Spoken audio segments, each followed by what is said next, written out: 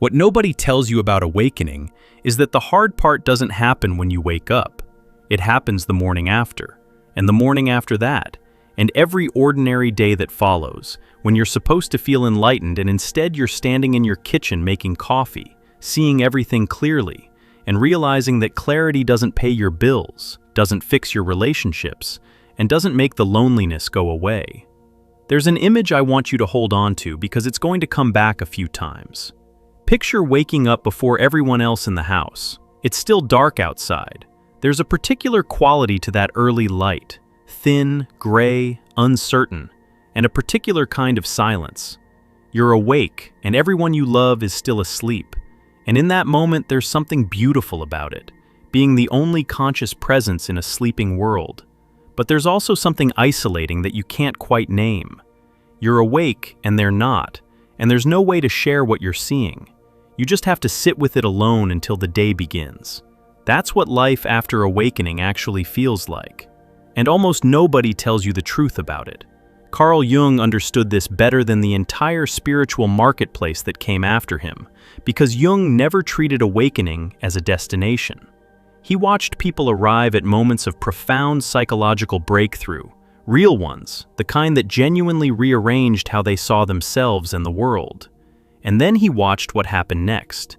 He watched the letdown, the disorientation, the strange grief of having your eyes opened and then having to keep living an ordinary life with those open eyes. Today, I want to walk you through what Jung discovered about the period that comes after the breakthrough, why the promises you were sold about awakening set you up for a specific kind of suffering, why the loneliness gets worse before it makes sense, and what actually makes life on the other side livable. Because if you've had some kind of awakening and you're quietly confused about why you don't feel the way you were told you'd feel, there's nothing wrong with you. You've just arrived somewhere no one prepared you for. Let's start with the promise, because the promise is where the damage begins. Every version of awakening being sold today ends at the same place, the breakthrough, the moment of realization, the veil lifting. Whether it's spiritual awakening, psychological breakthrough, the recovery narrative where you finally see your patterns, or the therapeutic story where you finally understand your childhood, they all end at the moment of seeing. Roll credits. The implication is that once you see clearly, the seeing itself is the reward, and everything downstream of it gets easier. Jung would have found this absurd and a little cruel, because in his experience, the moment of insight wasn't the end of anything. It was the beginning of the hardest work a person ever does. He called the larger process individuation, and the whole point of individuation is that it doesn't finish. There's no graduation. There's no state you reach where you get to stop. You just keep becoming more fully yourself, layer after layer, and every layer you integrate reveals another one underneath. So the first thing nobody tells you is this: awakening doesn't end anything, it starts something. And what it starts is a long, often lonely process of learning to live in ordinary reality with extraordinary awareness. That gap between how clearly you now see and how little that clarity changes the mechanics of daily life is where the real work happens. And most people are completely blindsided by it because they were promised the seeing was the finish line. Here's what happens in the days and weeks after a genuine awakening, and I want to describe it precisely because the precision is what makes it recognizable. At first, there's often a kind of high. Everything looks luminous. You feel like you've been let in on a secret. Colors seem sharper, conversations seem more transparent. You can see the patterns running underneath everyone's behavior, including your own. There's an intoxication to it.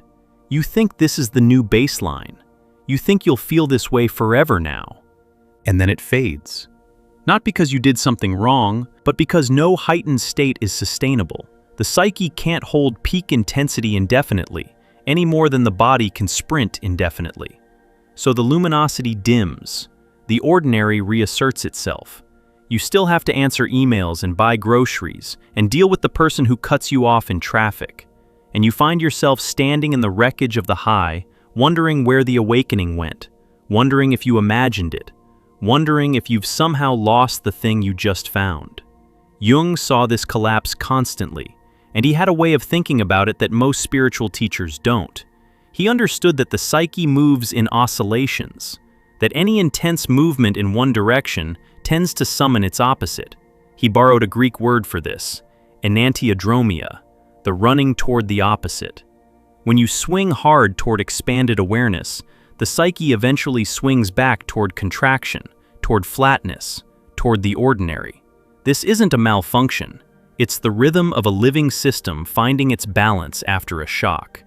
But if nobody tells you this is coming, the contraction feels like failure. You interpret the return of ordinary consciousness as proof that you weren't really awakened, or that you've fallen back asleep, or that the whole thing was a delusion. And this interpretation sends people into a spiral. They start chasing the high again. They meditate harder, seek another breakthrough, another retreat, another peak experience, trying to get back to the luminosity. And in doing so, they miss the actual invitation, which was never to stay high. It was to learn how to be conscious inside the ordinary. The second thing nobody tells you is about the loneliness, and this one is heavier, so stay with me. When you wake up, you don't wake up into a community of awakened people. You wake up alone, in the middle of your existing life, surrounded by people who are exactly where they were before. Your partner is the same, your family is the same, your friends are the same, and you've changed in a way that's almost impossible to communicate. Think about what it's like to try to describe a vivid dream to someone. The images that felt so real and significant to you become flat and strange the moment you put them into words. And you can see the other person's eyes glazing over, politely waiting for you to finish. Now imagine that the thing you're trying to describe isn't a dream, but a fundamental shift in how you experience being alive. That's the communication problem of the awakened person. You've seen something. You can feel how much it matters, and there are almost no words that carry it across to someone who hasn't seen it themselves. Jung knew this loneliness intimately because he lived it. During the years he spent in his own confrontation with the unconscious, the period where he was descending into his own depths and coming back with material that would shape the rest of his work, he was profoundly isolated. His colleagues thought he'd lost his footing. The professional world that had once celebrated him grew wary. He was seeing things that mattered enormously, and he had almost no one to share them with who could actually understand. He came back from that descent transformed, and the transformation itself was part of what set him apart from the people around him. This is the paradox at the center of awakening that the marketplace will never advertise. The clearer you see, the more alone you tend to feel, at least for a while. Because seeing clearly means you can no longer participate in the shared illusions that hold most social life together. You can't pretend the dysfunction in the family isn't happening. You can't perform enthusiasm you don't feel. You can't laugh at things that no longer seem funny to you. And every time you decline to participate in the collective performance, you create a small distance between yourself and the people around you. They feel it too. That's the part people don't anticipate. Your awakening isn't just your private experience. It changes how you show up in every relationship, and the people in those relationships notice. They notice you've stopped playing your old role. The friend who relied on you to co-sign their complaints notices you're no longer taking the bait. The family member who counted on you to keep the peace notices you've stopped smoothing things over. And they don't experience your new clarity as growth. They experience it as you becoming distant, difficult, changed in a way they don't like. So you end up in this strange position, more awake than you've ever been, and more isolated because of it. You're the person up before dawn in the quiet house, seeing the day coming before anyone else, and there's no one to turn to and say, "Look at this. Do you see what I see?" They're still asleep, and you love them, and you can't wake them because waking isn't something you can do for another person. The third thing nobody tells you is maybe the most disorienting. Awakening doesn't fix you. It just shows you, with brutal clarity, everything that still needs work.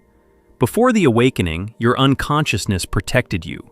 You couldn't see your patterns, so you weren't tormented by them. You didn't recognize how you sabotaged your relationships, so you could keep doing it in blissful ignorance. You couldn't see your own shadow, so you got to feel like a fundamentally good person navigating a world that kept mysteriously mistreating you. After the awakening, All of that protective blindness is gone. You see the patterns. You watch yourself walking into the same dynamics you swore you'd never repeat, and now you can't pretend you didn't see it coming.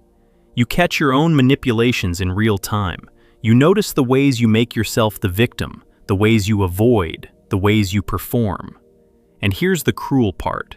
Seeing the pattern doesn't automatically free you from it. You can watch yourself doing the exact thing you now understand completely and still be unable to stop doing it. That gap between insight and change is one of the loneliest places in the human experience. Jung was unflinchingly honest about this. He never suggested that seeing your shadow was the same as integrating it. Recognizing the disowned parts of yourself was just the first step, and often the easiest one. The real labor came afterward, the slow, unglamorous work of actually living differently, of holding the tension between who you'd been and who you were trying to become, of failing and catching yourself and trying again for years. Awakening hands you the map.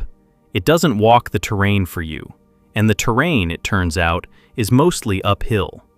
This is where a lot of people get stuck, and I want to name it directly because it might be exactly where you are. There's a specific despair that comes from seeing clearly and still feeling stuck. You did the work. You had the breakthrough. You understand yourself better than you ever have, and your life looks, from the outside, almost exactly the same. Same struggles, same relationships, same 3 a.m. heaviness. And you think, what was the point of waking up if I'm still here, still dealing with this, still me? If you're standing in that exact place right now, awake, clear-eyed, and quietly wondering why the clarity hasn't translated into the life you thought it would unlock, I want to point you towards something we built for precisely this stretch of the road. It's a guide called True Self-Discovery, 24 reflection exercises drawn from Jung's work, designed not for the moment of breakthrough, but for the long, ordinary morning that comes after it, the part where you're trying to figure out how to actually live with what you've seen. It's not about chasing another peak. It's about learning to inhabit the awareness you already have. The link is just below this video, if that's where you find yourself. And now, let's keep going, because the point of the awakening isn't hidden in the high. It's hidden in what you do with the ordinary. Because here's the turn that changes everything, and it's the piece Jung understood that almost nobody talks about. The whole point of awakening was never to escape ordinary life. It was to return to it differently. And the return is where the actual transformation lives. There's an old shape to this that shows up in mythology across every culture. The hero who leaves the ordinary world, descends into some underworld or wilderness, undergoes an ordeal, gains some vision or treasure, and then has to come back. And the coming back is always described as the hardest part.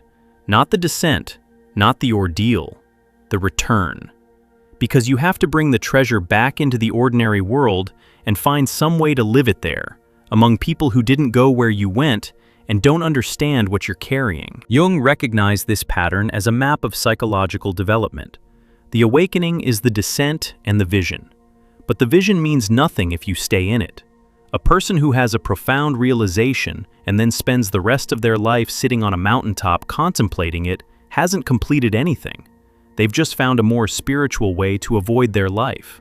The work is to come down the mountain and bring the awareness into the marketplace, into your marriage, your parenting, your job, the argument with your neighbor, the tedium of a Tuesday afternoon.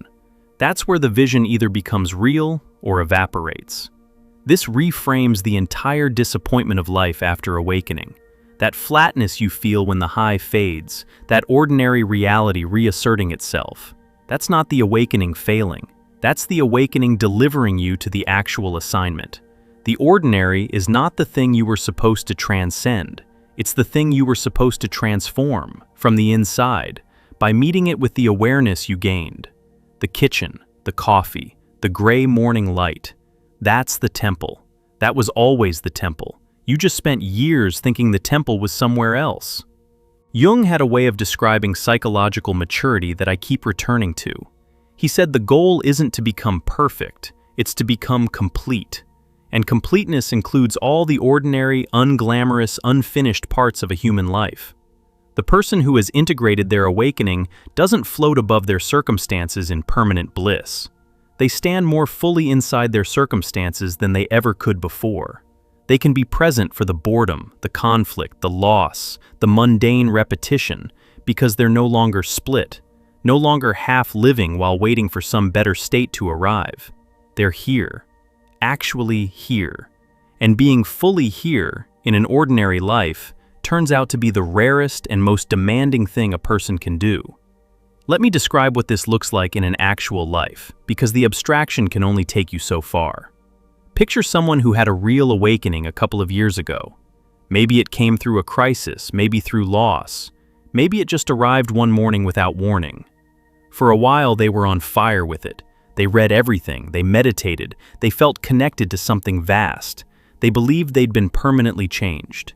And then, slowly, ordinary life closed back in. The bills, the tired marriage, the job that didn't magically become meaningful, the same irritations, the same fears, the same reflexes. The old version of this person would have concluded the awakening was fake and gone looking for the next high. But something different happened instead. They started noticing that the awareness hadn't actually left. It had just gone quiet. It wasn't a fireworks display anymore. It had become something closer to a steady, low light. And with that steady light, they started doing small things differently, pausing before they reacted to their partner, catching the old pattern a half-second earlier each time, sitting with an uncomfortable feeling instead of immediately numbing it. Nothing dramatic, nothing anyone else would even notice.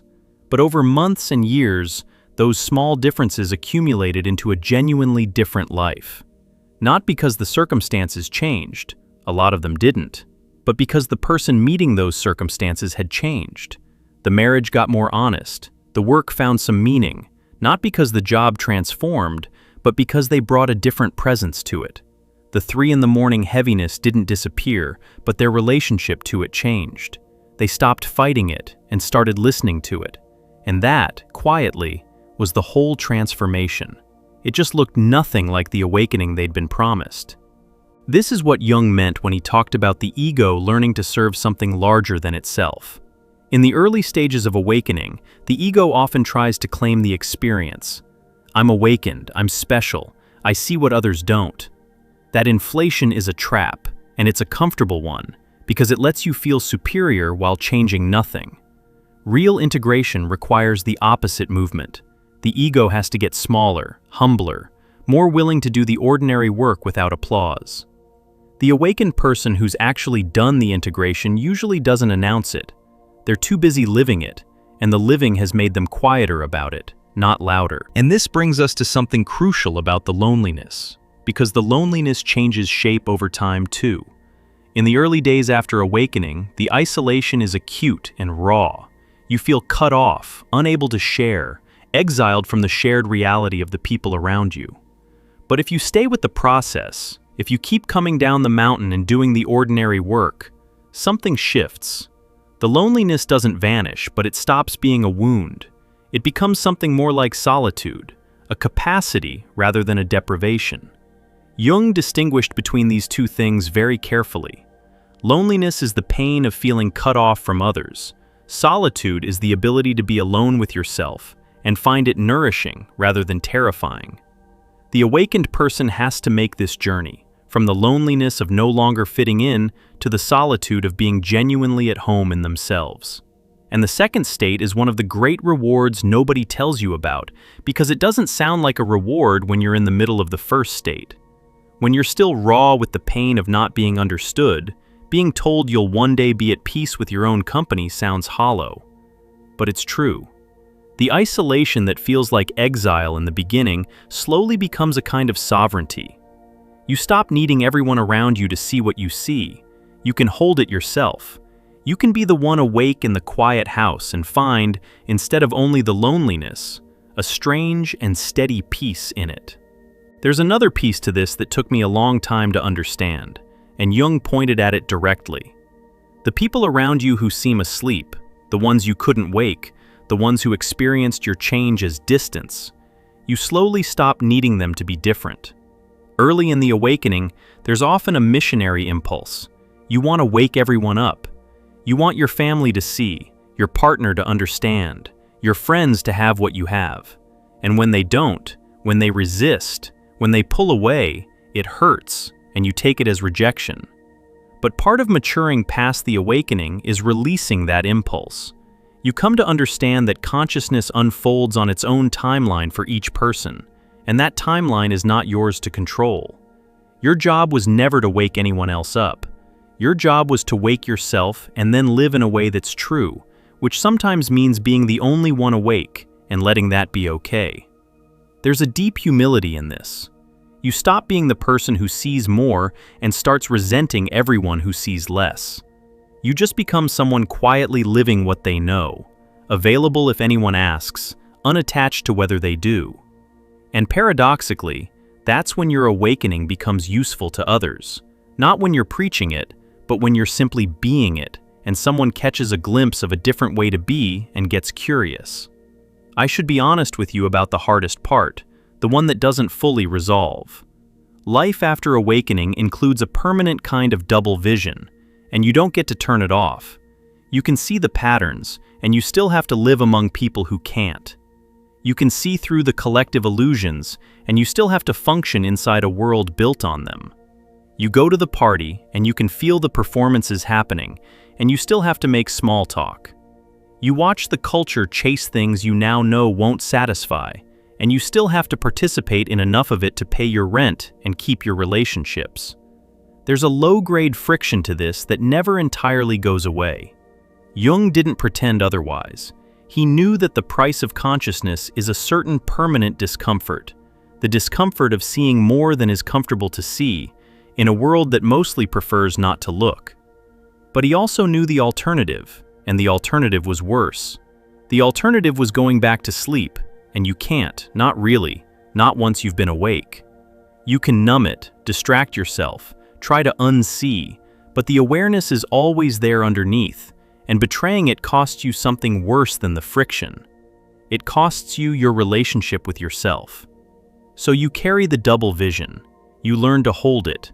And over time, it stops feeling like a burden and starts feeling simply like the texture of being awake. The way a person who lives by the ocean stops noticing the sound of the waves, but would feel the absence immediately if they ever left. What Jung offered in the end wasn't a promise that awakening would make you happy. It was something more durable than happiness.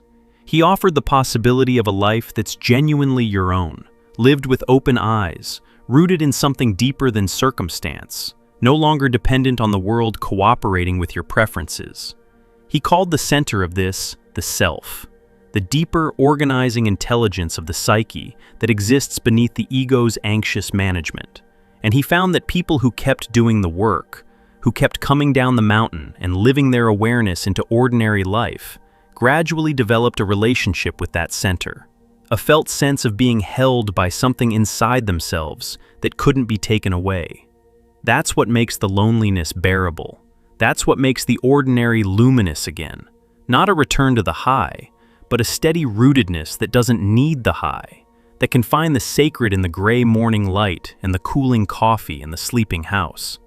The person rooted in the self doesn't need life to be extraordinary because they've stopped splitting the world into ordinary and extraordinary.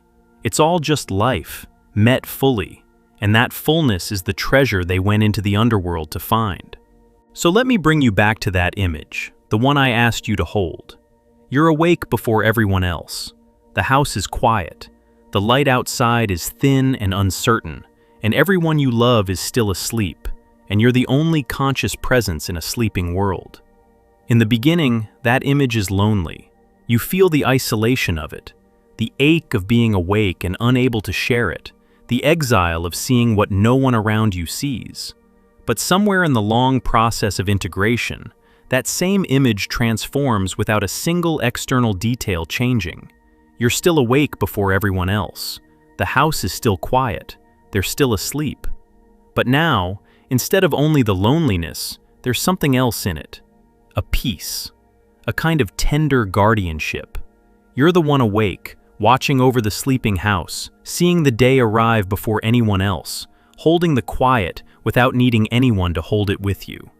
The exact same moment that once felt like exile becomes a kind of home. That's what nobody tells you about life after awakening, that the loneliness and the peace are the same experience seen from two different stages of the journey, that the ordinary you were so eager to transcend is the ordinary you eventually come home to, that the awakening was never the destination, it was the doorway, and everything real happens on the other side of it, in the long, quiet, unglamorous work of learning to live what you've seen. You didn't wake up to escape your life. You woke up to finally be present for it.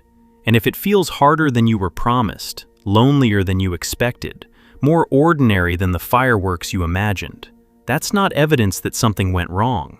It's evidence that you've arrived at the real work, the work that comes after the seeing, the work almost nobody talks about because it can't be sold in a weekend or captured in a highlight reel. It just has to be lived, one quiet morning at a time, until the aloneness becomes solitude, and the solitude becomes home. You're awake now. There's no going back to sleep, and there's no reason to want to. The house is quiet, the light is coming, and the whole ordinary miracle of your life is waiting for you to meet it with the eyes you've earned. Stay awake, come down the mountain, and live the thing you woke up to see. If any of this landed somewhere real in you, if you recognize yourself in that quiet house, awake and unsure what to do with everything you now see, our guide, True Self-Discovery, was built for exactly this part of the road. 24 reflection exercises rooted in Jung's work, made not for the moment of breakthrough, but for the long life that comes after it, when you're learning to turn your awareness into a way of living rather than just a thing you glimpsed once. You'll find the link right below this video. Take your time with it. The morning is long, and you have everything you need to meet it.